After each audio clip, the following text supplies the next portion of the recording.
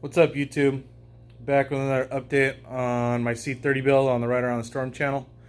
I just wanted to give you an update. We finished the front end.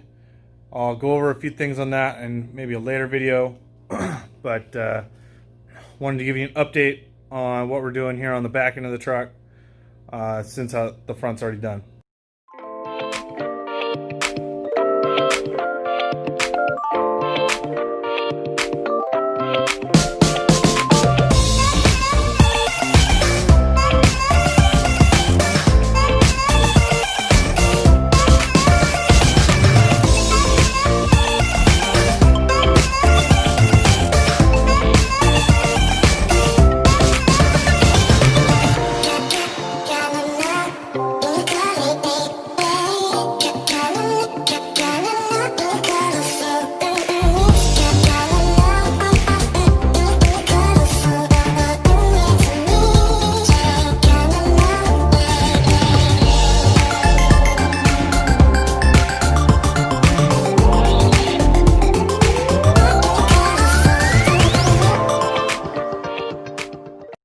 So here it is as it sits right now.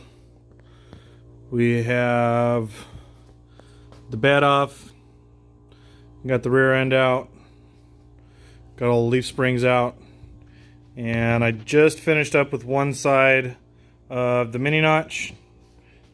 This is a switch suspension mini notch. It's pretty slick, works pretty good. It's longer so that you can have the airbag brackets and everything that I also bought. We'll get over to those.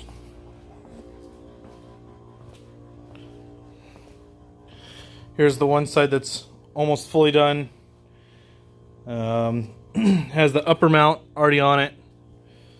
And then this will be for the cross member hole that goes to the other side, ties everything in. It's pretty slick. Worked out really good. The way we did this was we took the opposite side and clamped it onto this side and figured out where it needed to be, and then we drew a line, or cut line, and we did that on both sides, and then we cut them out. Had to do a little bit of trimming and then bolted them in, and they're set up pretty good. As far as the suspension goes, here's one leaf spring. I did remove the overloads to just try and give it a little bit softer ride, since how this does have helper bags. I'm not really that worried about having overloads on it. So we decided to take them all the way out as opposed to leaving them in the truck and trying to flip them, do the axle flip and all this stuff. So it worked out a little bit better that way. I am waiting on some parts from Switch. I ordered a flip kit as it was going to be easier. The U-bolts that usually come on a Dana 70 HD are square and they are round on the top. They sit backwards as opposed to other ones. So once you have the axle, you know, this is the top of the axle, but now this is going to be the leaf springs are going to be on this side now. That rounded part, you would have to cut that off, and I didn't really want to mess with that. You don't really want to heat these tubes up too much. You gotta be really careful. So I wasn't really wanting to mess with that, so we're not going to do that. I just ordered a flip kit from Switch. Makes it a little bit easier. So once again, this is a Dana 70 HD. You do have to watch out if you have like a corporate 14 bolt or something, because the Dana 70 HD does have a 4-inch axle tube housing versus the corporate 14s, which have a 3.5-inch tube housing.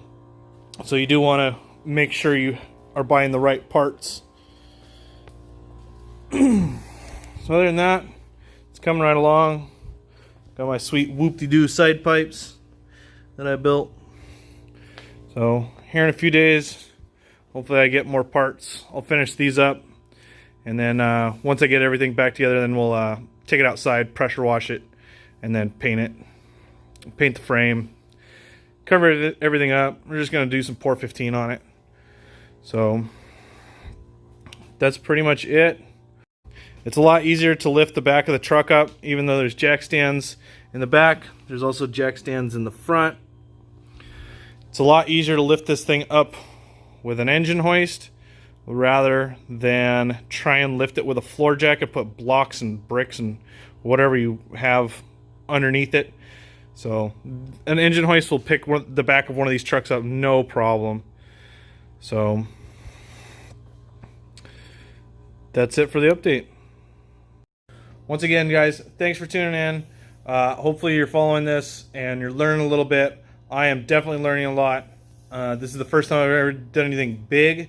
I did S10 stuff for years before this, so it's kind of interesting to play with the big truck stuff. I will say it's a lot easier. Usually the bigger the parts are, the harder the bolts are to come out, but usually the easier it is to put back together. So anyways, thanks for tuning in. More updates to come. Thanks.